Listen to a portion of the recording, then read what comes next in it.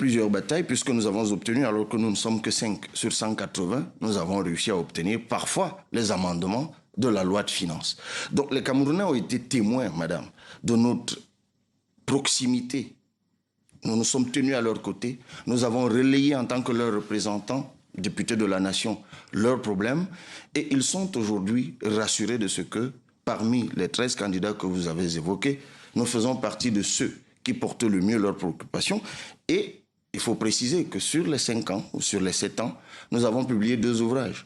Un premier qui présente notre offre idéologique. Nous sommes d'ailleurs venus sur ce plateau. Oui, tout à fait. Et il y a quelque temps, le manifeste de la rupture et du progrès, que je tiens d'ailleurs là, et je pense d'ailleurs que nous étions revenus sur ce plateau.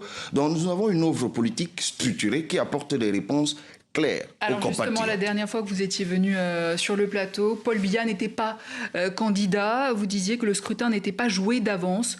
Aujourd'hui, êtes-vous toujours du même avis ?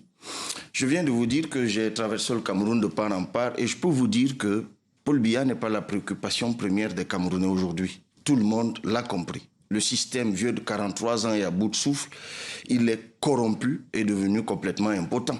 Aujourd'hui, les Camerounais en ont marre. Ils ont soif d'autre chose.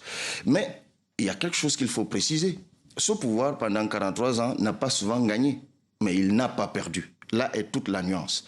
Et pourquoi il n'a pas perdu? C'est à cause de la fraude électorale. Et l'une des raisons pour lesquelles Et cette fois, vous y croyez à la transparence du scrutin? L'une des raisons pour lesquelles je suis sur votre plateau ce soir, c'est pour lancer un appel aux amis du Cameroun, leur disant que nous avons besoin de leur soutien pour notamment assurer la présence physique